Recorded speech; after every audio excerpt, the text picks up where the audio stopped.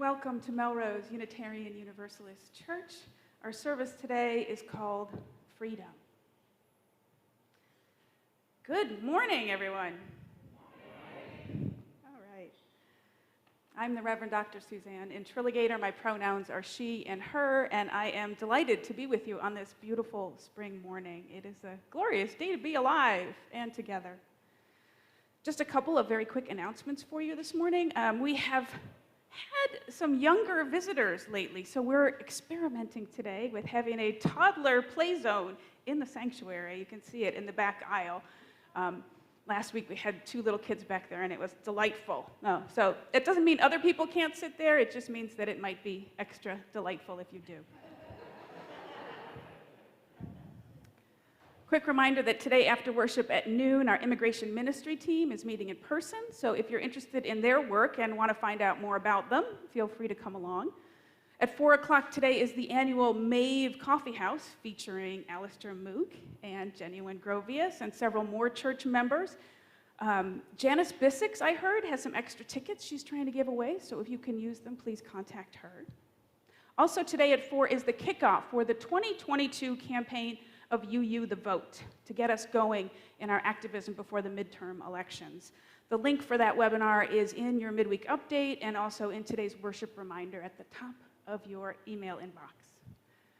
Another reminder that this coming Friday night we'll be celebrating Passover in full style in the supper room.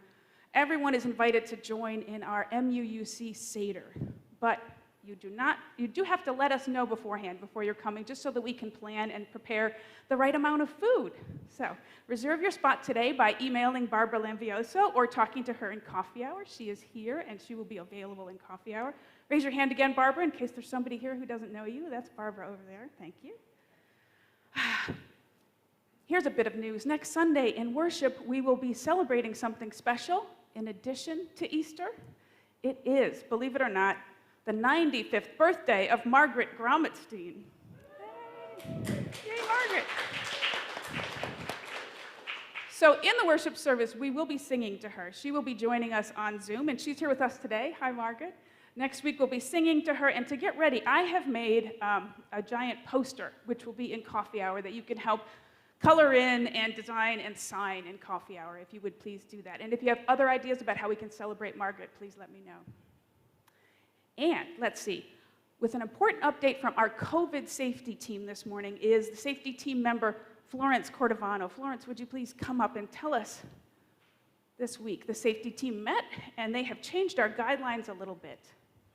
Thank you, Florence. Good morning.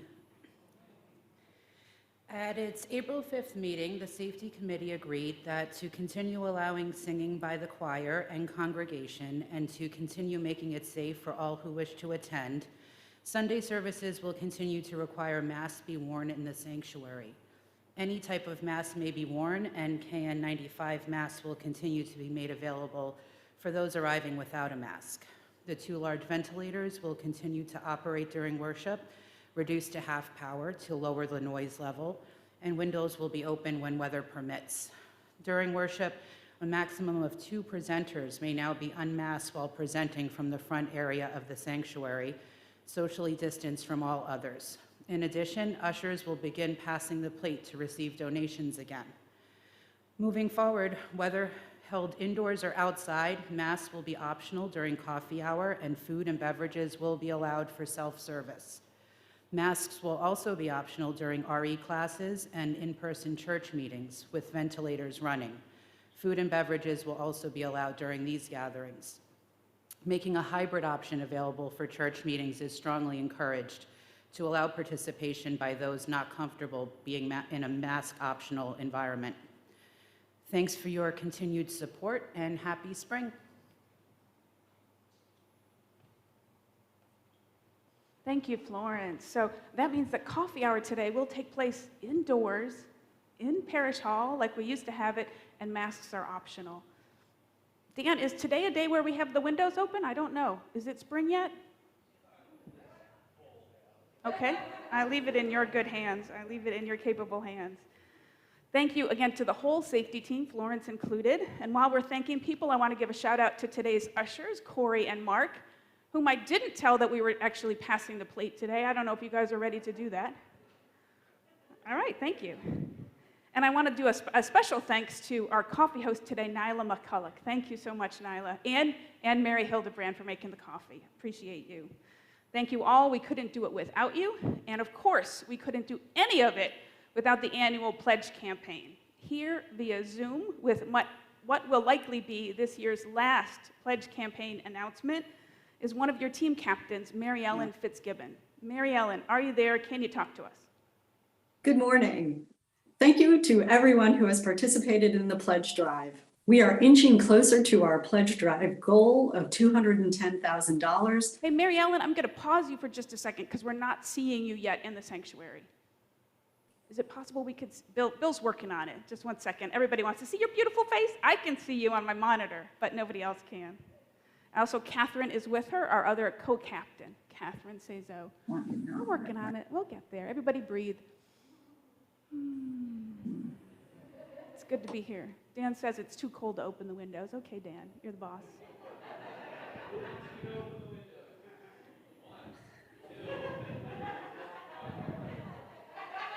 See, I'm not the only one here in head-to-toe polyester.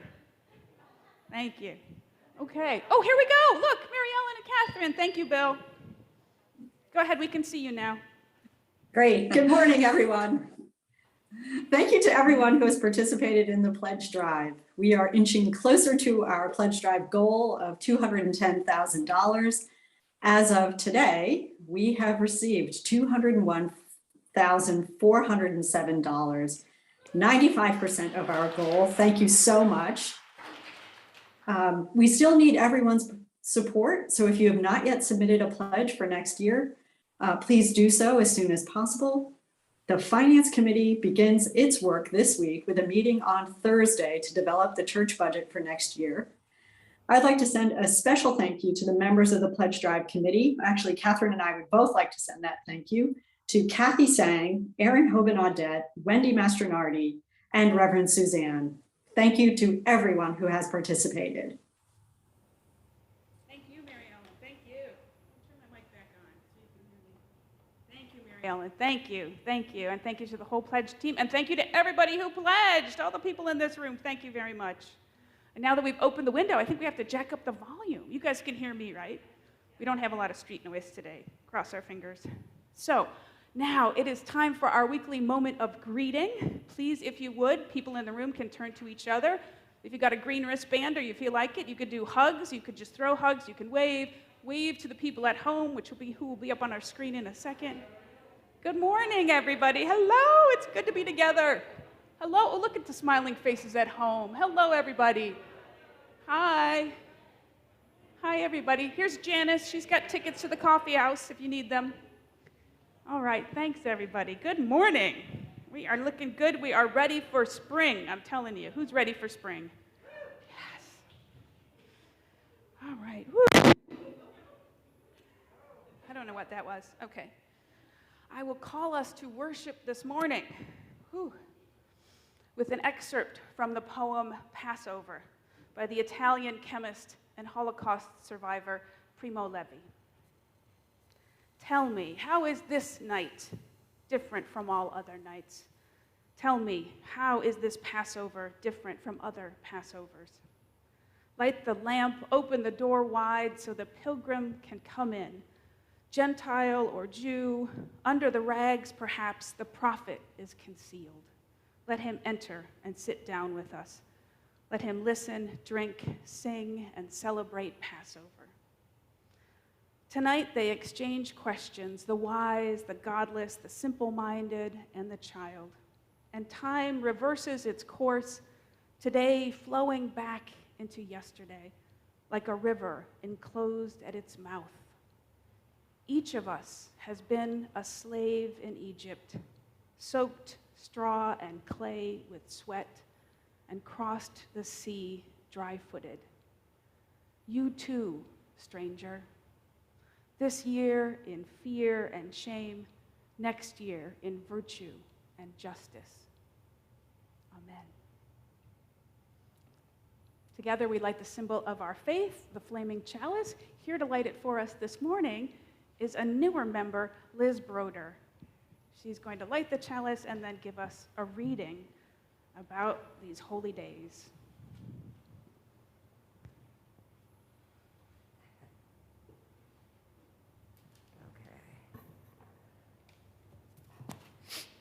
Good morning. For holy days on which we recall the old stories by Dillman Baker Sorrells. For holy days on which we recall the old stories, we light the flame. Oh, I forgot to light it.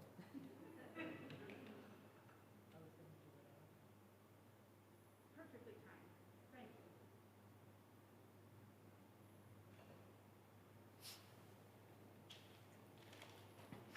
For holy days on which we recall the old stories, we light the flame. For Passover, which reminds us of the courage and strength of those seeking freedom in the past, we light the flame. For Palm Sunday, which reminds us that love is our greatest challenge, we light the flame. For gathering today in the sacred space, we light the flame. For the opportunity to be together as a community, to remember the past, to plan for our future, to be alive in our present.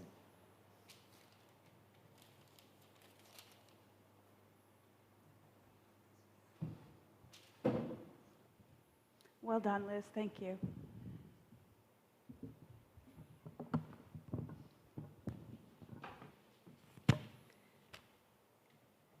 Our opening hymn this morning is The Leaf Unfurling. Lyrics will show on a slide here in the sanctuary and on Zoom, and are number 7 in the gray hymnal if you want to see them there. But today we will sing these words to an alternate tune, the hymn tune of For All the Saints by Ralph Williams, for you music nerds out there. If you struggle at all putting these beautiful words with the melody, I encourage the following in the tradition of my 90-plus-year-old grandfather who refused to wear glasses. Muddle through the verse, and when we get to Alleluia,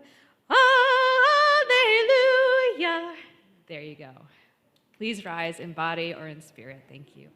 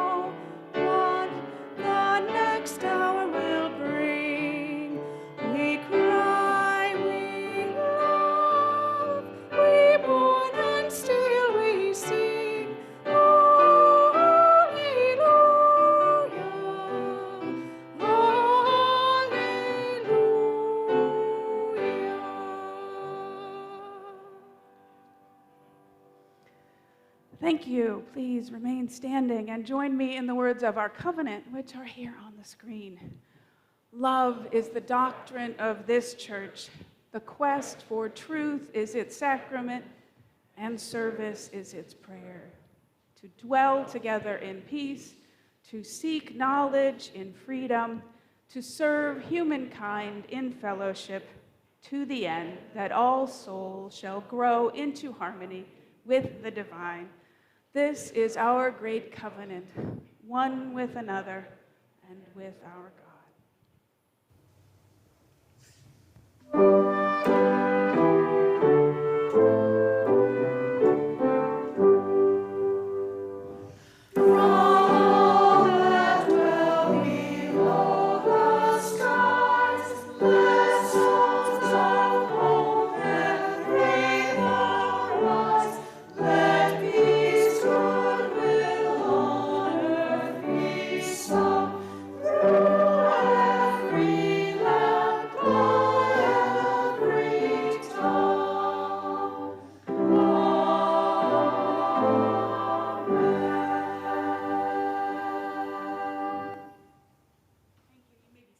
Thank you.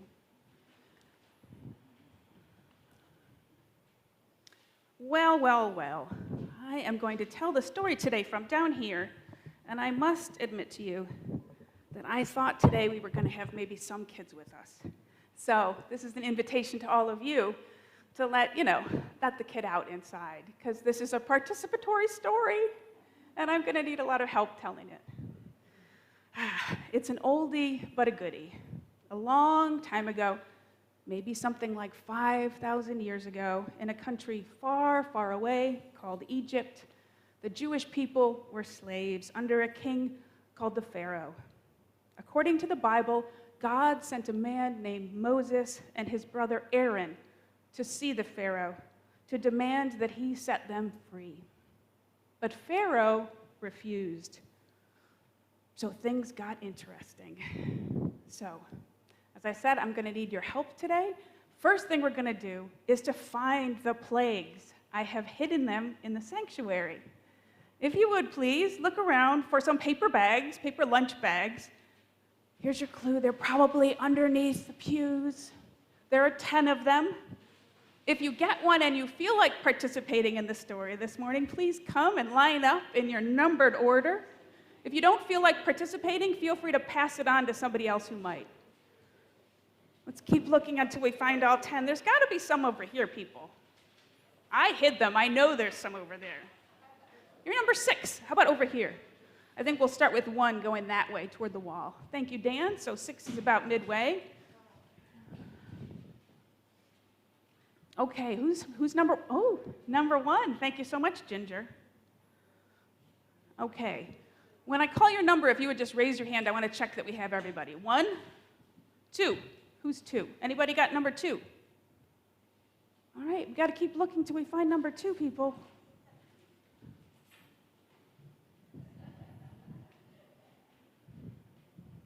Hello. Hello. Where did I put it? That is a great question. James, are you looking? I don't think I would have spurned this entire area. Oh, Liz, all right, yay, number 2. Come on up. Oh. We can't, yeah. Did you look way in the back, Dan? Did you check? Thank you, sir. You put up with me, and I appreciate you. Mark, would you check back there as well? Even though there's nobody sitting there, there may be a paper bag underneath. Wendy, Eagle Eye Wendy, yay! All right, come forward. Okay, so 1, raise your hand when I call your number, please. 1, okay, 2 is Wendy, thank you. 3, Garrett. Can we line up in number order, please, just to make our lives easier? So Dan, I'm going to shoo you that way. 3 is Garen. Who's number 4?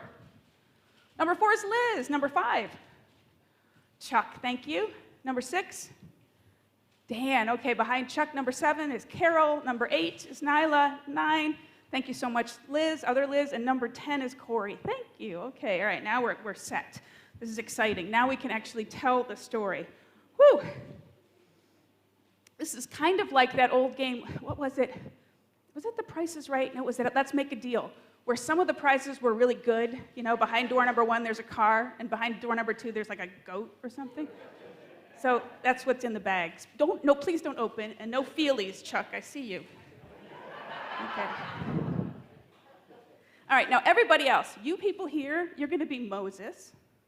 And when I gesture toward you, you say, let my people go, okay? Increasingly demandingly so like that, okay? And then you guys are Pharaoh. And what you say is, no way. And then you harden your heart like this, okay? Because after every time he says no, he hardens his heart. Okay, let's see if we can do this. Let's see. Okay, where were we in the story? Let's do one for practice, if you would.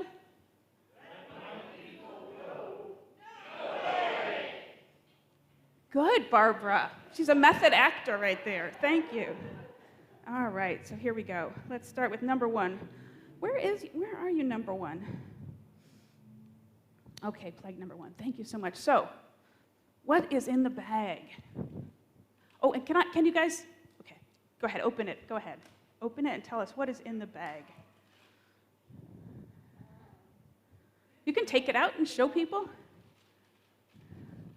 It's red food coloring. Oh. So, okay, let's see. So let's see, we'll go back to plague. Okay, if you would open the cap and step over here to the River Nile, and if you guys could let everybody else see the River Nile, that would be good. And then when I tell you, you're going to just see how much of that you can squeeze in there, Ginger, okay? Okay, so Moses and Aaron go to Pharaoh, and they say, "Let my people go." And Pharaoh says, "No way." And so plague number one, what happens, Ginger? Go ahead. Oh, this is from Exodus chapter 7. Oh, look at that. Okay, now stir it around. Let's see if that actually works. I didn't even practice this, so let's see. Ooh.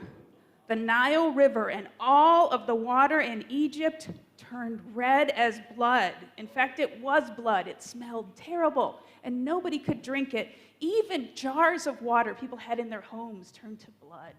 Ooh. Scary, scary. Okay, thank you so much, Ginger. Very, very well done. You can sit down. So, after this happened, Moses went back to Pharaoh, and Moses said, "Let my people go." But Pharaoh said, "No way." Right, that's right. So, plague number two, what's in the bag? Frogs. Oh my gosh, lots of frogs. Excellent, Wendy. Excellent. Oh! It's terrible. It's terrible. Oh! This is acting. That's a plague. Thank you so much. You scared me, Wendy. Thank you so much. So, frogs are everywhere. It's really scary. Oh no, oh no. But even after this, Moses went back to Pharaoh, and Moses said, but Pharaoh said, "No way." Oh no. So, plague number three. What's in the bag, Darren? Oh, lice. It's lice, everybody. Oh, horrible. Oh, it's actually snow caps. Delightful little treat. There you go. You can ask your parents if you can have some, Karen. Okay. Lice everywhere. Everybody's itchy. It's terrible. So the next day, Moses and Aaron go back to Pharaoh, and they say to him, "Let my people go." But Pharaoh says, "No way." No way. So plague number four. What do you got, Liz? Flies. Oh, horrible flies everywhere. Raisinets. Yay, that's a door number 2 prize. Yeah, you can have those. Yeah, thanks very much. Hooray for plague number 4. Wait. So the next day, Moses and Aaron, after the flies, went back to Pharaoh, and they said, "Let my people go." But Pharaoh said, "No way." No. So plague number 5. Step up here, Chuck. Let's see, what do you got in the bag? So this is kind of a weird one, a little bit symbolic. Cattle pestilence. It's a bunch of cows with Band-Aids on them. And they belong to Tenby, so you can't keep them, Chuck. But you can play with them during the worship service. Tara said it's okay. Thank you, Chuck. Yeah, be careful, don't step on the frogs.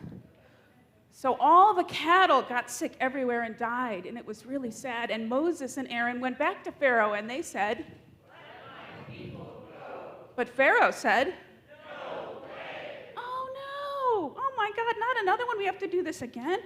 Plague number 6. What do you got in the bag, Dan Franklin?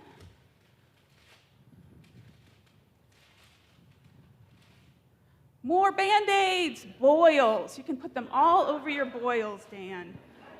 It's terrible, very terrible. If you like, you can play with them in worship service if you ask your parents. Thank you, Dan.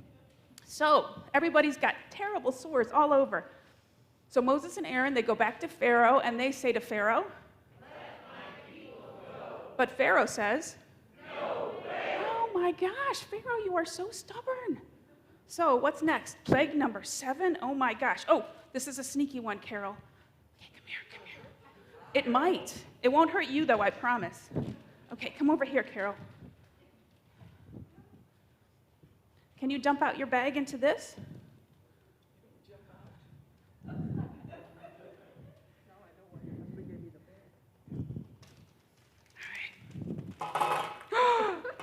All right, so what we're going to do is we're going to throw them. Carol, do you want to throw them or you want me to do it? I'm going to throw the whole plate. Not the plate, just what's in the plate. Can you do that? From here, out that way. All right, what's plague number 7? Hail, that's right. Fling them. Yay! Thank you, Carol. Thank you very much. I appreciate you. I saw it. It wasn't ping pong balls, but it was hail. All right, so then the next day, after the terrible hail everywhere, Moses and Aaron went back to Pharaoh, and they said, come on, Pharaoh. But Pharaoh said, no way. So we have plague number 8. What's in the bag, Nyla?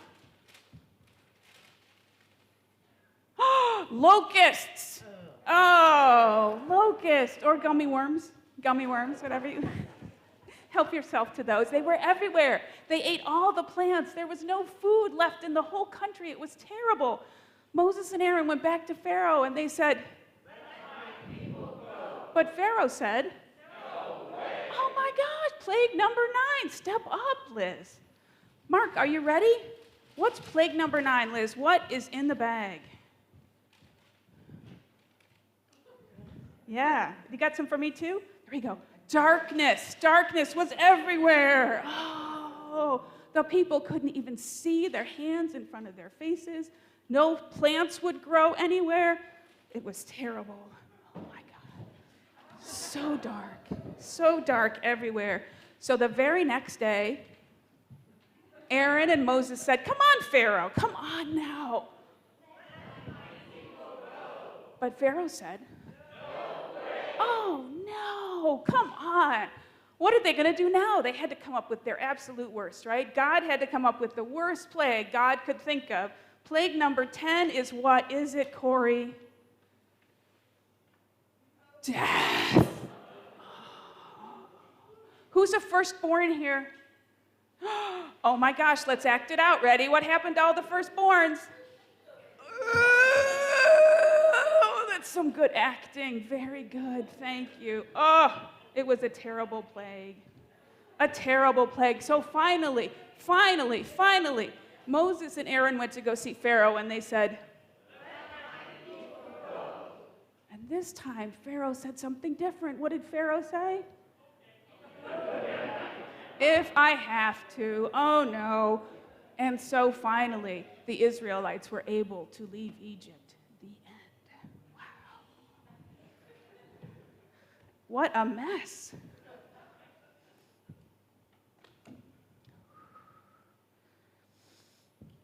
Let's everybody take a deep breath. Ooh. Thanks for the lights after all that silliness. We're shifting gears now. Each week we take a few minutes of our busy lives out for prayer and meditation here together. A time to center ourselves, remember the great stories that are our inheritance, and connect once again with the holy. Let's start this time together by relaxing into our chairs, feeling our feet on the floor, letting our bodies settle. Let's breathe in and out together.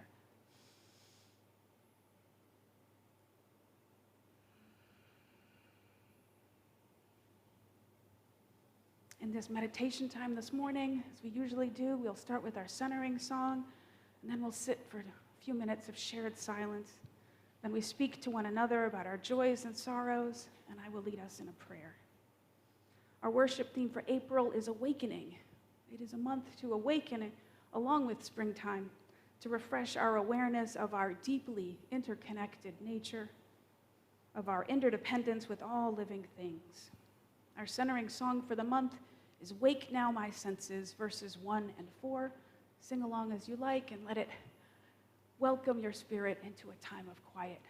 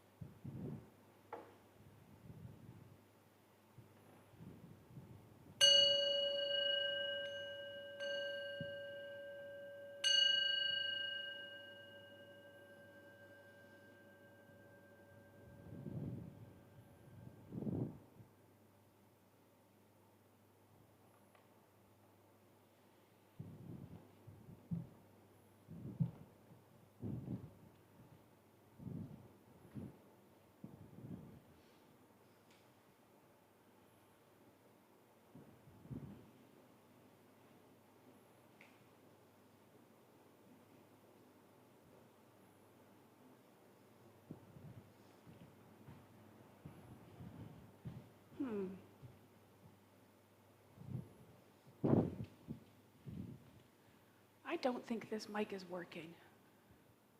Want to test it for me, Tara? Thank you.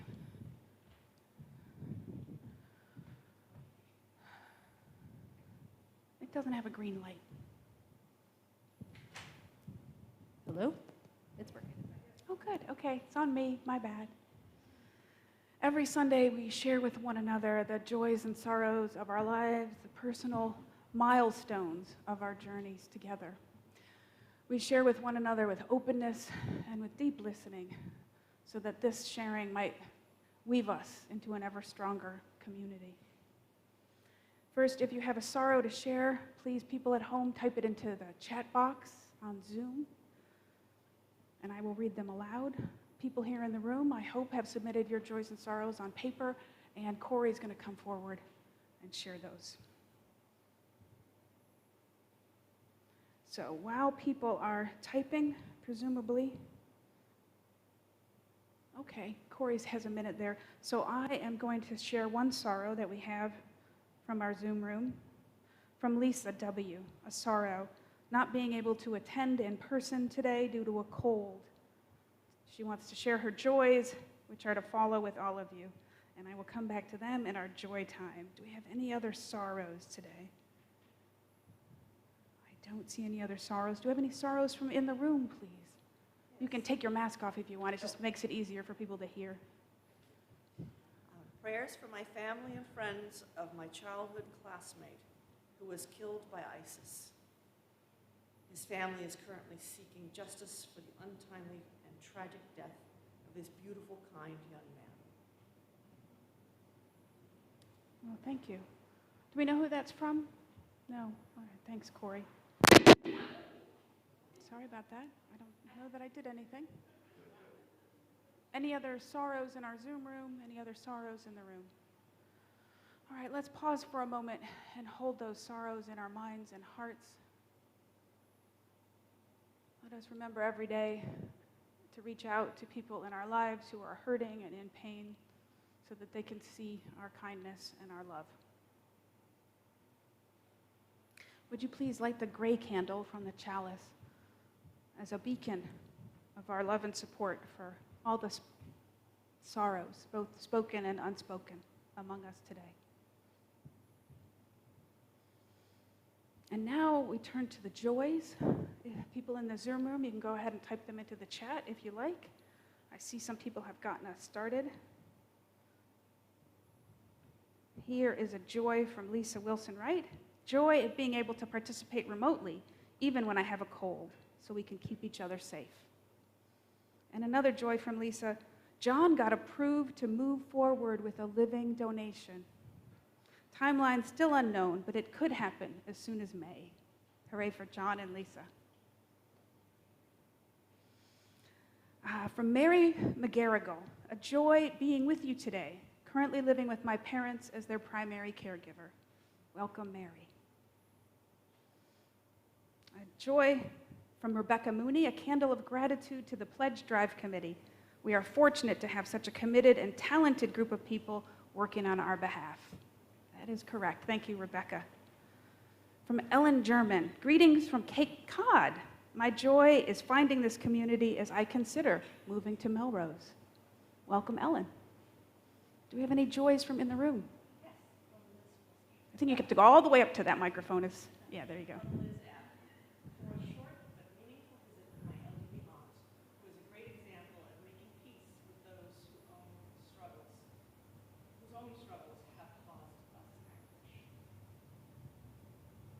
Beautiful. Thank you, Liz. And thanks for doing that, Corey. Let's pause for a moment, holding the joys, too, in our hearts and minds.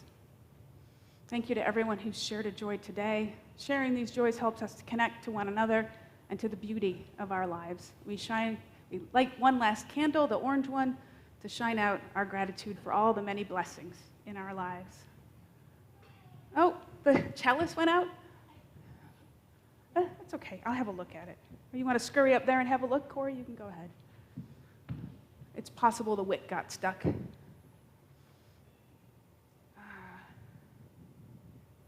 Thank you. I love my ushers.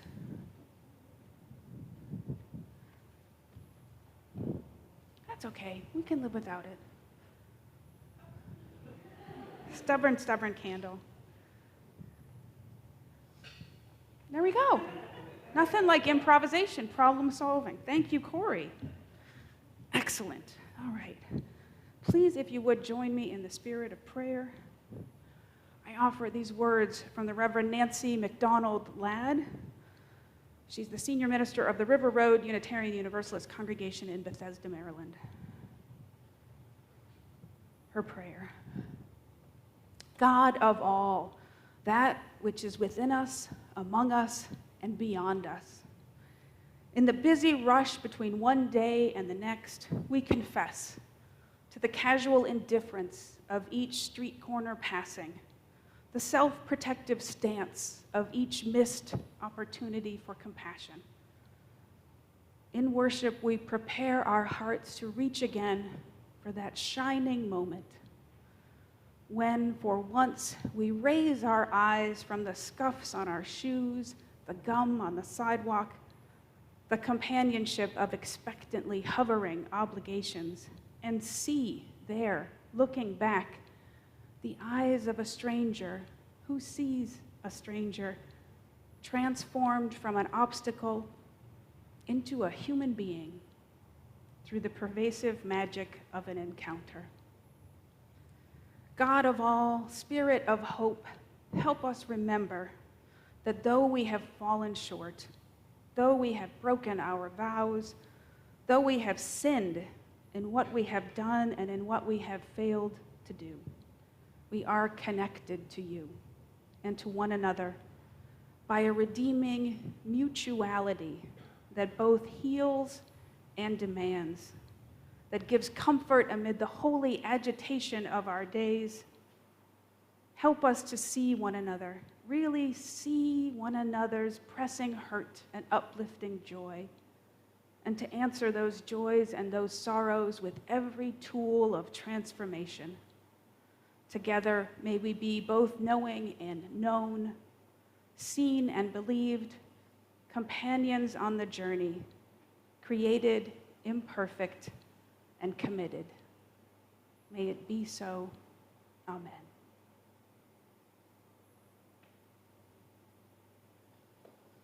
Now is the time for our offertory. I guess we're going to pass the plate today. Forgive us if we're a little awkward. We haven't done this in 2.5 years or something. Our church is a self-supporting organization funded by your generous annual pledge. Thank you very much. You can also contribute to our weekly collection plate, either way, in the top right corner of the homepage at melroseuu.org. Folks here in the room can leave it in the collection plate, which is now going around. Every month, we share our collection plate with a deserving cause. For April, our giving partner, chosen by our Green Sanctuary team, is Extinction Rebellion Boston. XR is a politically nonpartisan international movement using nonviolent direct action to persuade governments to act justly on the climate and ecological emergency. And for our music today, Shoshana Jedweb teaches the middle school grades at a Jewish school in New York City. She wrote the song that we will hear as our offertory music today, based on the Bible's Book of Ruth. And this song is now being sung in churches and synagogues, at weddings and protests, to help us all dream of a true solidarity across race and class and nation, a real beloved community. To me, during Passover, this song evokes our common long journey to the promised land together. Here to perform it as a very special treat are Alistair MUUC and Jenny Wengrovius. Thank you very much.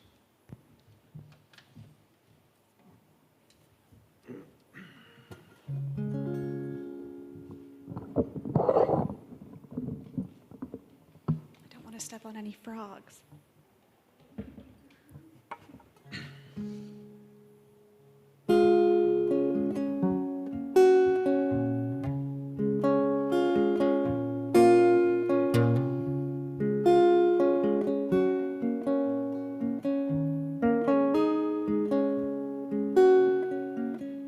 Where you go, I will go, beloved. Where you go, I will go. Where you go, I will go, beloved. Where you go, I will go. Where you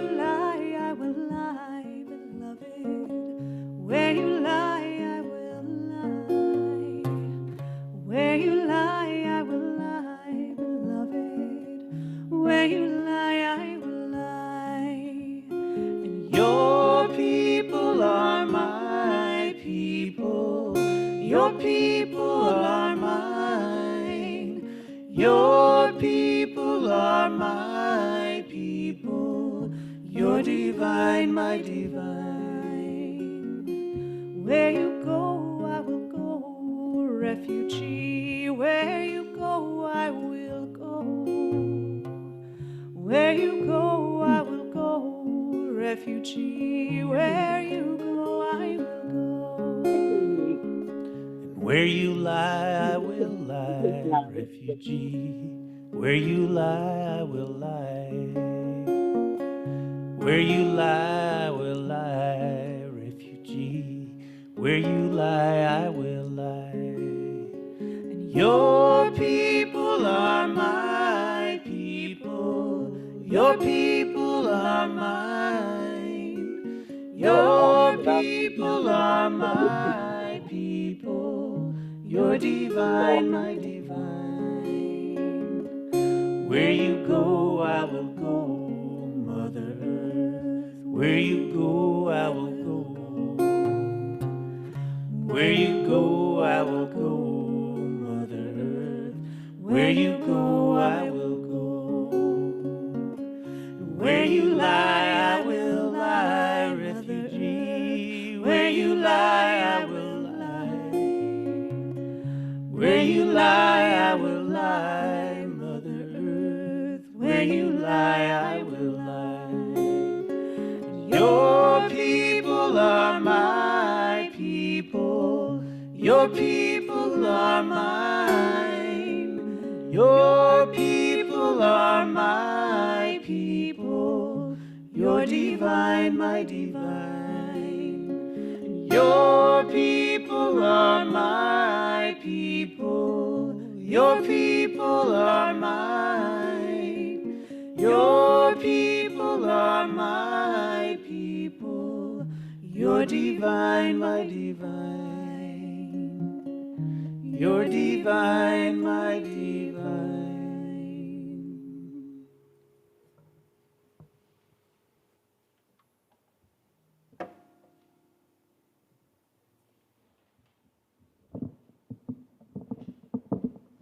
Thank you. A brief reading for you this morning. A chaplain in the trenches in World War I, Paul Tillich survived to become a leading German theologian until the conflict with the rising Nazi Party forced him to flee in 1933. He came to the U.S., where he taught philosophy and theology at Union, Columbia, Harvard, and the University of Chicago. Tillich became a great influence on UU thinkers in the 20th century, including our James Luther Adams. Our reading today is a brief selection from a speech that Tillich gave in 1963, where he describes the alienation of modern life. Please pardon it, it includes male-gendered language meant to stand in for the human universal. Now, what is the estrangement which requires a new reunion, a new harmony, he asked. It is the estrangement of man from his true being in a threefold way. The estrangement from the ground of being, the estrangement from himself, the estrangement from all those with whom he lives. All religions, all social action, all healing attempts and forms of healing have tried to overcome these estrangements. We have realized in our century, perhaps more than ever before, the estrangement of every person from himself and his true being.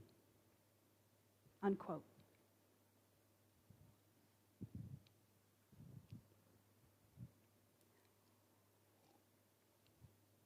So that plague story, that was pretty crazy, right? Thank you all for helping me with that. I mean, it ran a little longer than I thought it might, so I will try to condense the sermon a little bit. Anyway, how is that plague story even possible? Do you even believe that story? After all, I think the bigger question is, what does it really mean to believe in a story? Let's look at this story and let's start with some science, because we love our science. Here's some research that I personally found quite surprising. It turns out that there are actual scientists out there who are developing theories about the 10 plagues story, about how all that craziness might actually have happened. A 2020 article in Time magazine puts forth two different theories. According to microbiologist Ciro Trevisanado, a volcanic eruption on the Greek island of Santorini about 1600 BCE just might have sent ash over the skies into Egypt, which contained a certain mineral that could have dyed the waters of the Nile red. It would have also turned the water acidic, killing fish and causing the frogs to jump out and die en masse. And then the mass death of frogs would have provoked a proliferation of locusts and flies, and perhaps even a spike in the species of insect that causes boils in people and in cattle. It sounds crazy, right? In that same Time article, paleoclimatologist Augusto Mangini posits a second theory. He speculates that a dry period around the time of Pharaoh Ramses II perhaps led to a slowdown in the flow of the Nile, which laid the groundwork for an outbreak of red algae, which dyed the water and killed the fish and the frogs, and set off possibly a different kind of chain reaction, like the one I just talked about, a set of natural events that could have had the appearance of something like the 10 plagues. I think that's all kind of interesting. But here's the rub, here's the weird bit. Beyond the plagues piece, it turns out that the actually unbelievable part of the story is the basic premise itself. Because for the last 30 years or so, biblical archaeologists have pretty much come to agree that the Jews were never actually slaves in Egypt at all. Yeah, it turns out that there's no evidence at all that the Jews were ever there. In all the detailed historical accounts left by the Egyptians, there's only one reference to a group of people who could have been the Israelites, and it locates that group in Israel. Well, technically in the biblical land of Canaan, which is adjacent to today's Israel. And the archaeology agrees with that. Most historians now believe that the Jewish people actually come from the same neck of the woods around Canaan, where they are now, and they never went to Egypt. We think that perhaps some ancient founder decided that the Israelite people needed a really cool origin story, one that marked them out as different from the other tribes, as chosen by God, partners in God's destiny. So they created that story, which has a lot of commonalities with a lot of other ancient stories in that time and region. So I know that that can be upsetting to hear for some people. I mean, I'm used to doubting the idea of the plagues because they seem so outlandish. But the fact of the Exodus seemed something like a fact to me. So it can be hard to let it go. When Rabbi David Wolpe preached about this revelation to his congregation in LA back in the year 2001, the event was so noteworthy that the LA Times did a story about his sermon. Reaction to it in the pews was mixed. Some people apparently used the word blasphemous. Others, though, the majority, were willing to reconsider the story based on the evidence, to allow the rabbi to reframe the whole thing as something more symbolic. For example, Daniel Navid Raystein, a medical professional from Encino and one of the congregants there, told the Times that he had always regarded the story as a metaphor for a greater truth. He said, "We all have our own Egypts. We are prisoners of something. Alcohol, drugs, cigarettes, overeating.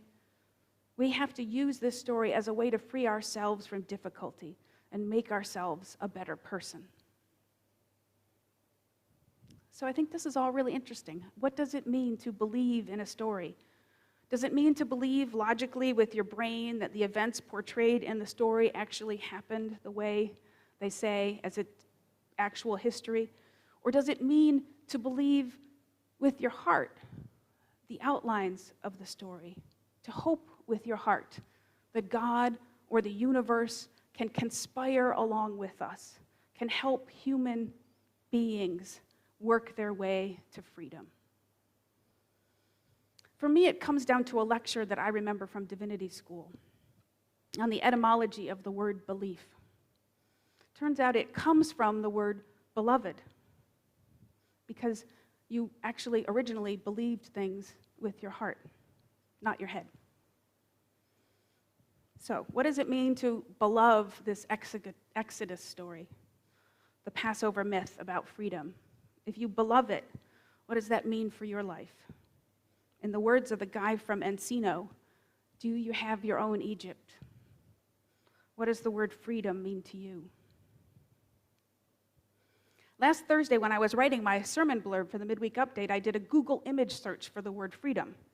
And what kind of photos do you think came up?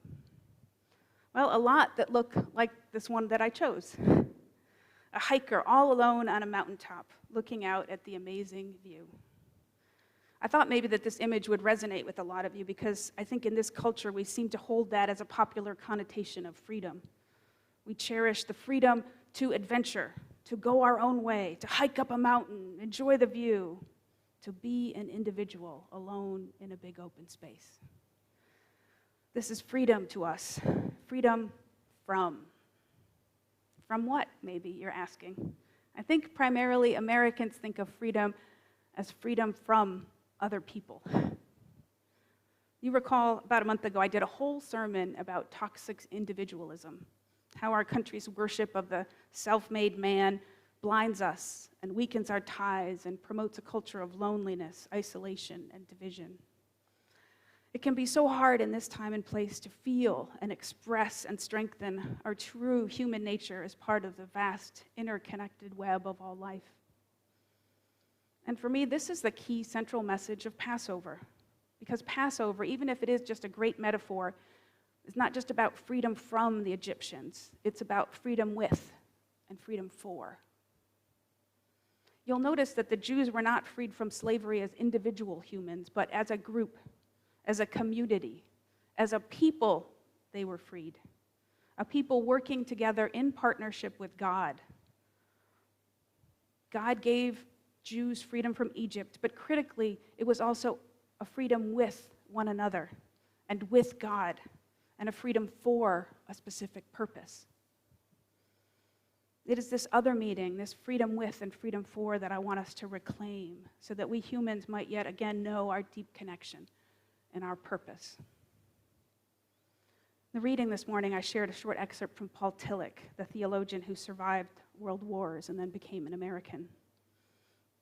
I think that bit captures exactly the essence of our misunderstanding about freedom, how our culture has mangled it, not to mean true liberation, but instead a kind of painful separation, an alienation from the holy, from our deepest selves, and from one another. Tillich wrote that we suffer a quote, estrangement of man from his true being in a threefold way. Estrangement from the ground of being, and that's how Tillich explained what God is. God is being itself.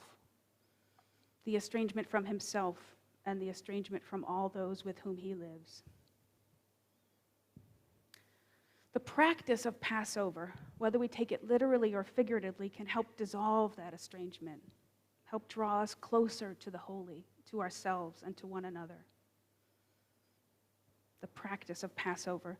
What do I mean by that? I mean, when we lean into our justice work, all that we do to create collective liberation and freedom with here in our congregation, immigration ministry and anti-racism teamwork. I mean, we practice Passover when we lean into freedom for, when we act in alignment with our mission, when we promote our UU principles, when we safeguard this institution for generations to come. That's freedom for our mission and our purpose. How else can we practice Passover? In all our relationships, in creating more of them and daring to deepen them. And our offertory song today gave us a beautiful clue, didn't it? Based on the book of Ruth, it focuses on that moment when Ruth, an outsider who belonged to a different tribe, tells her mother-in-law, Naomi, "Where you go, I will go, beloved, because your people are my people, your divine, my divine." It's a bold declaration for Ruth, a leap of faith in relationship. Ruth has the freedom to choose freedom from Naomi, freedom from her people, that she chooses freedom with. She will risk her own life for the sake of a beloved relationship. The prayer I chose for today gives us a similar clue. It comes from the Reverend Nancy MacDonald Ladd from her book, After the Good News. The whole book takes UUs to task for what she calls a kind of lazy optimism. Historically, in the 19th and 20th centuries, she writes, Unitarians preached a theology of human perfectibility, the idea that we were evolving as a species toward justice, almost inevitably so. We were just getting better all the time. But she cautions that this theology comes from a social position of wealth and privilege, a place of watching other people fight for freedom. And it's a theology that won't help us thrive in the 21st century. We have learned that the arc of the universe doesn't just bend toward justice on its own. It doesn't bend unless we make it bend. There is no inevitability. The fact that we have free will, that we choose our actions and they can still affect outcomes is where the hope lies. I think of all the letter writing we did in the 2020 campaign and how just this last week we confirmed our first ever African-American woman Supreme Court justice. That is the arc of the universe bending toward justice, and we helped to make it happen. Thank you for all those letters you wrote. For MacDonald Ladd, a robust UU theology, one that can thrive in this century, starts with building human connections, with a practice of seeing one another real in real life. In her prayer, she says, in worship, we prepare our hearts to reach again for that shining moment when we see the eyes of a stranger transformed from an obstacle into a human being. Help us, God, to see one another, to see one another's pressing hurt and uplifting joy, to answer with every tool of transformation. This connection with people who are like us and people who are different. This is collective liberation and freedom with, and it becomes our purpose, freedom for. And then working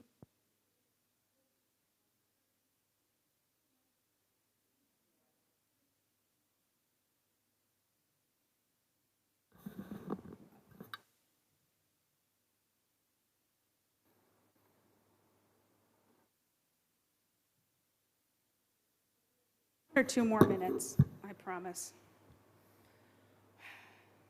Whatever the plagues were, whatever the archaeological records show about the origin of the Israelites and the story of Exodus, this is the truth that matters, the truth that will set us free. That people who genuinely connect with one another, who can see each other's pain and joy and commit together to work toward collective liberation, they will come to witness the holy in action among them. And the Spirit will give them strength and purpose and power to move us ever toward freedom. Today, let us be those people. Let us act out our faith as those people. Happy Passover and amen. For our closing hymn today, we have a favorite, beautiful song from some of our choir members about how to create those revolutionary human relationships. It's When Our Heart is in a Holy Place, and we will have the lyrics up on a slide in just a second.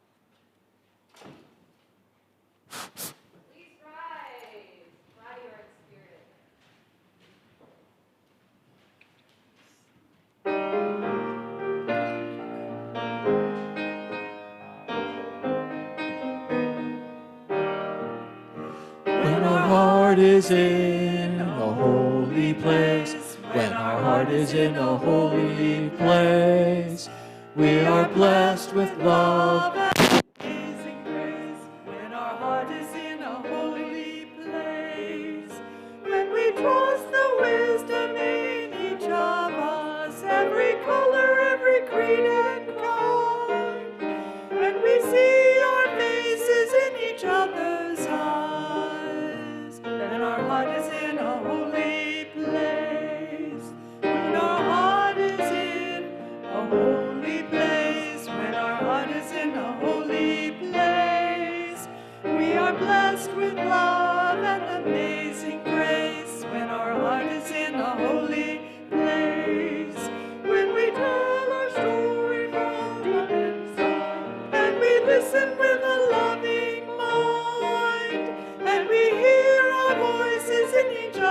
Father's words.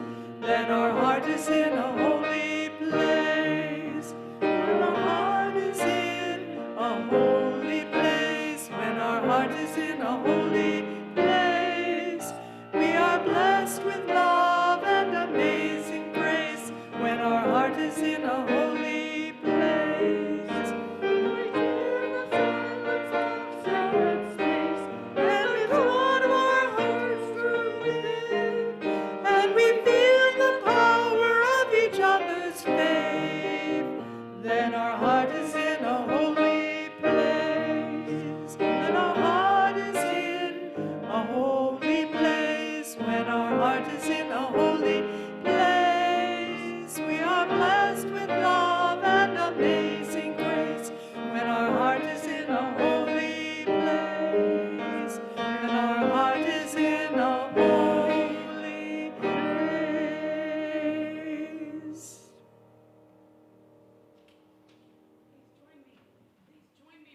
Chalice extinguishing words.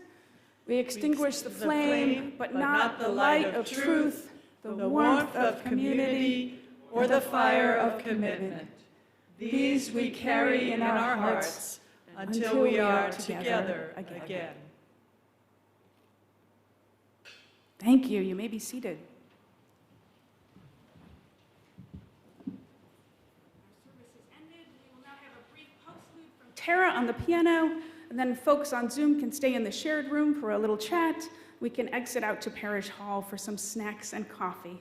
Thank you all for worshiping with us today.